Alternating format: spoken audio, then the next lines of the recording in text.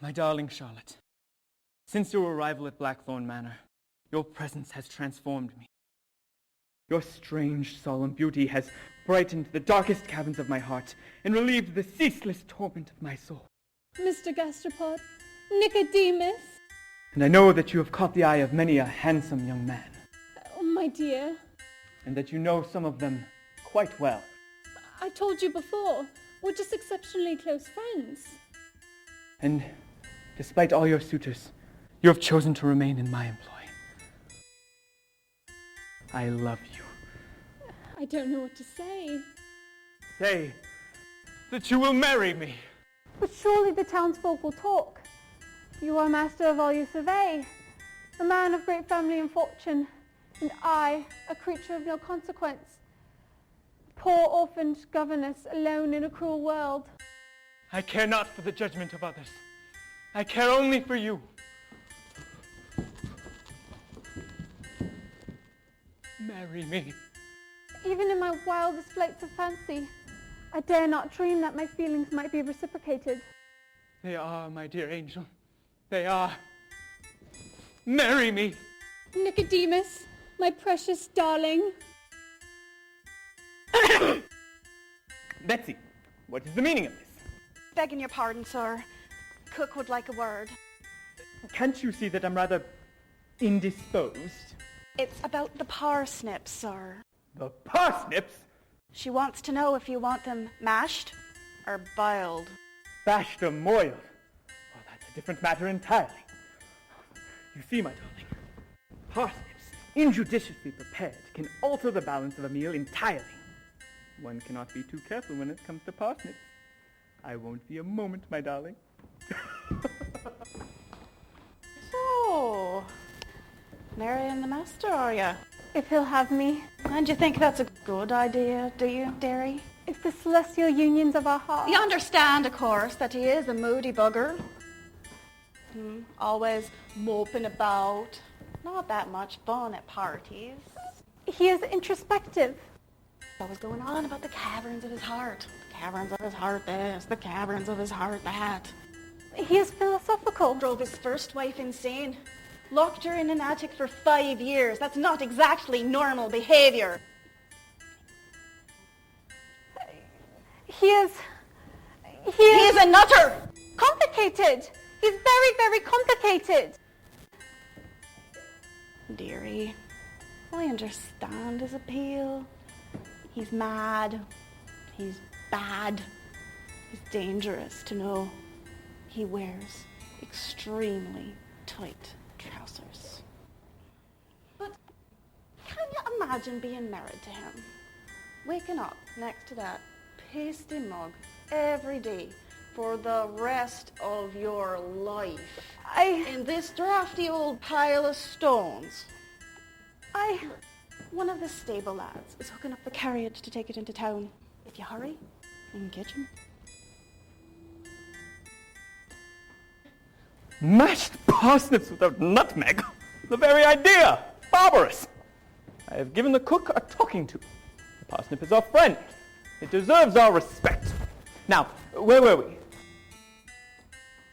Charlotte? Whatever has become of her, Betsy? I'm very sorry, sir. Darling! She's taken the carriage into town, sir.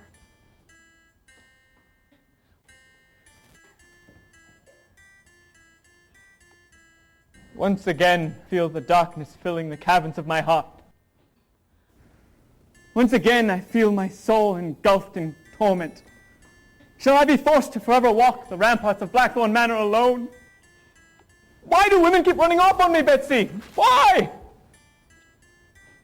Life is full of mystery and sadness.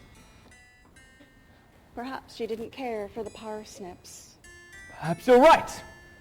The lack of respect for the noble parsnip is a blight upon this land. So, fancy a shag behind the cow barn? Well, it is Tuesday.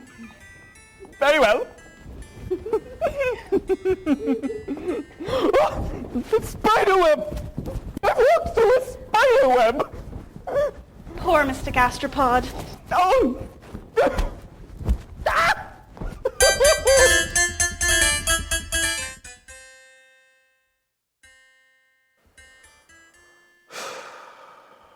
God, I hate this movie. It's kind of slow. The acting is wooden. The dialogue is stilted. Gastropod's relationship with Charlotte is utterly unconvincing.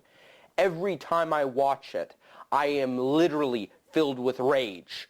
Look at my hand. I'm literally shaking with anger. Then just pick another show, Leo. We have like 99 channels. Gastropod is about to deliver the parsnip monologue. The humble parsnip has never betrayed me.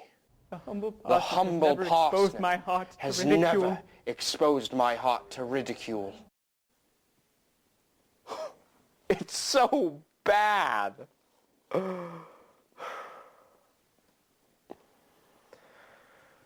God, I hate this movie.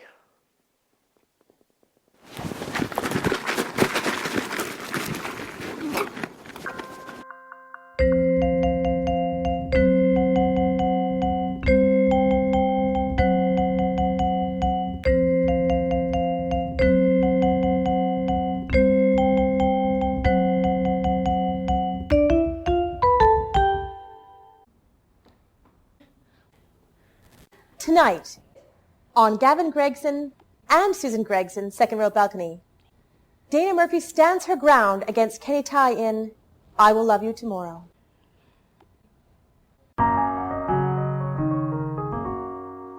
No, you can't, Megan. Yes, I can, Morton. Yes, I can.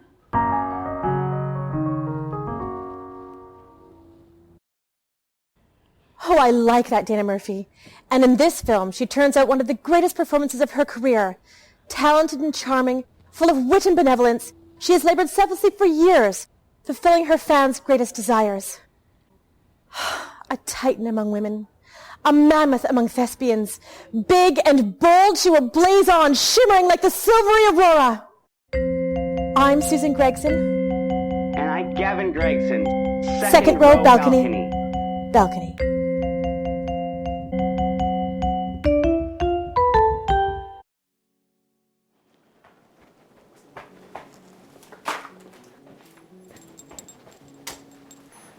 Hey, Leo. Hey, Jess. What you doing?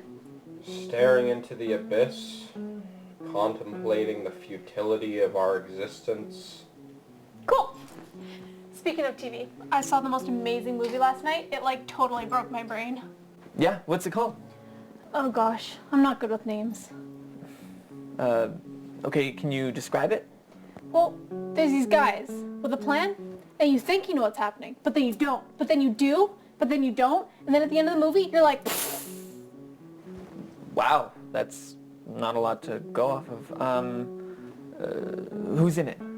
Well, there's the main guy, obviously. Gotta have the main guy. And then the guy who always plays bad guys. Mm-hmm. And then the guy with the voice. But he doesn't always have the voice. Oh, and the guy who has the brother. The guy with the brother? Oh, and Steve Buscemi. I've got it. Reservoir Dogs. No, I don't think so. Fargo. No. I don't know. The Big Lebowski. The Big Who-Whatski? Wait, is Steve Buscemi the guy with the crazy eyes? Yeah. And the messed up teeth? Yes, yeah. Darn, I'm thinking of someone else. Okay. Annie, we can do this, all right? Is it an old film or a new film? Well, it's not an old film. Okay, now we're getting somewhere, so... But it's not a new film either. It's like old new, if you know what I mean. Okay, genre. What kind of genre is it? I guess it's a crime film, but it's also kind of funny and suspenseful. Uh-huh. And a lot of drama. And also kind of meta, if you know what I mean. But no Steve Buscemi. He's there in spirit. Okay, Emmy, I need some sort of detail, one concrete detail to figure out what movie this is. Oh, I know. It's set in New York. Okay, yeah, New York City. Yes, we have a setting. Or was it LA? Emmy, come on! Could it be New York and LA? I don't know. I don't care where it was set. I don't care what genre it was, or whether it starred Steve Buscemi and his messed up teeth. I don't care whether or not it blew your mind. I just don't care. Period. Why are you freaking out? I was just trying to make conversation. Ugh, I need a drink.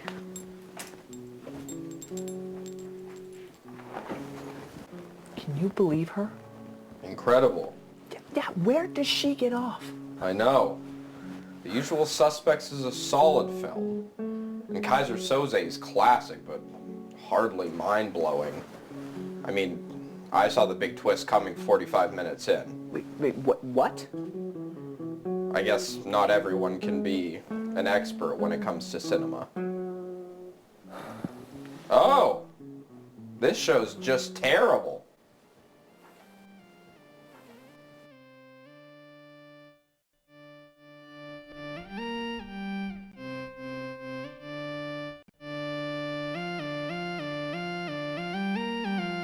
We are in space. I am a space captain, and this is a spaceship. Everything has been normal for a long time. Too long, too normal. Lieutenant Gingerbread, report. Beep, boop, boop, bop, bop, beep, beep, beep, beep, beep. Captain, the computer reports all readings standard. Excellent, Gingerbread. You're as efficient as a Schusterian duck-billed otter. Thank you, sir. If my Vitruvian heart would allow it, I'm sure I'd feel what humans call pride.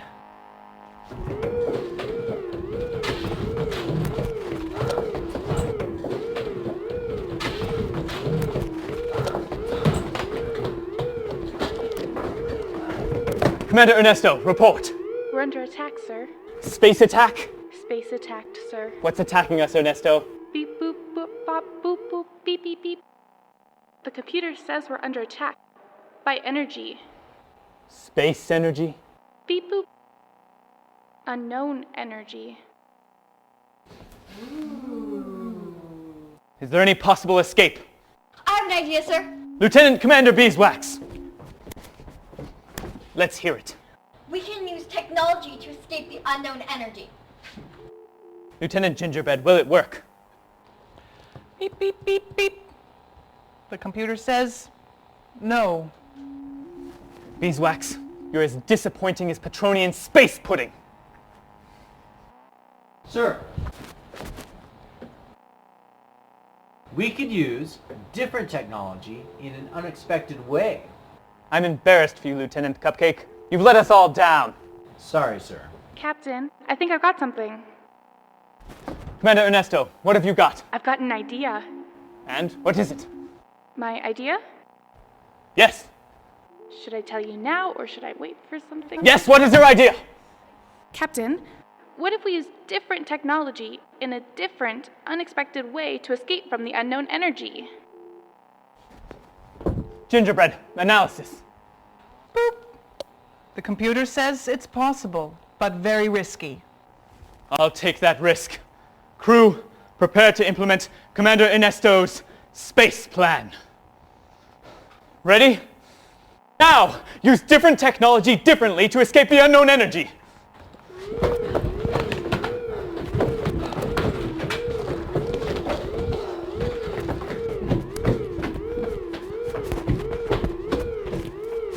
It's not working, Captain! We're gonna die! Die? but then I'll never get to finish my screenplay. It's a coming-of-age story about a young boy and his otter in rural Tennessee.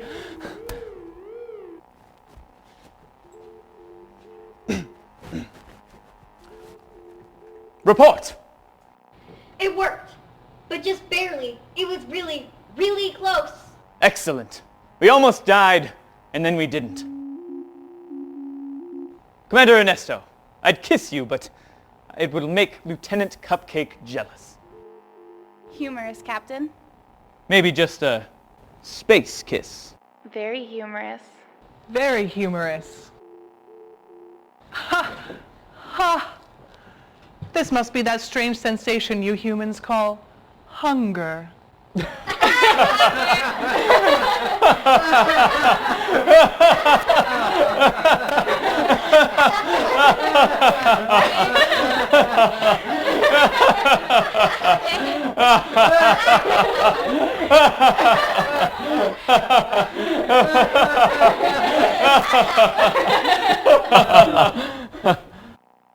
This is the best crew in the fleet, and I'm the best captain. And this is a spaceship.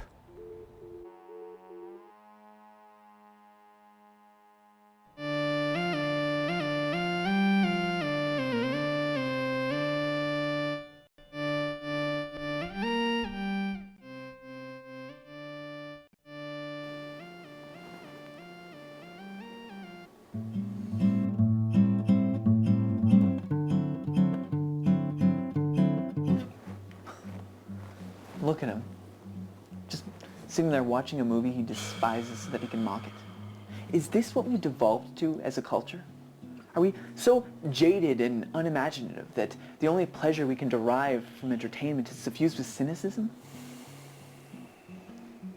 I've seen in-flight safety videos with more character development.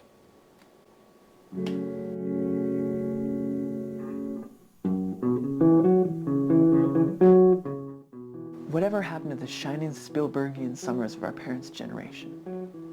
The underwater thrills of Jaws, the cosmic wonders of Close Encounters, the high adventure of Raiders of the Lost Ark, the heartwarming fantasy of E.T. E.T., the extraterrestrial. Quando per mucho mi amore de felice corazón. That little guy just wanted to get home. It was a time when people opened their hearts and minds to the magic of cinema.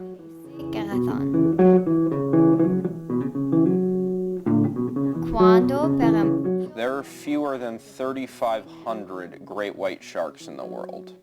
Richard Dreyfuss flat out abandons his wife and kids.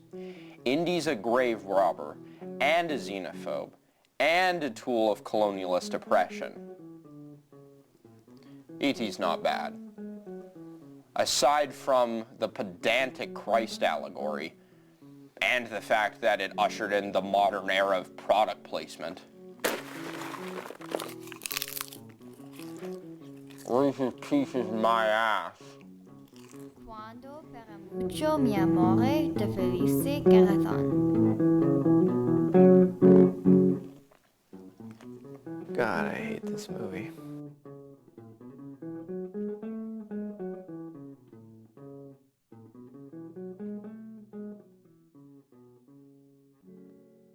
Some people are afraid of the darkness.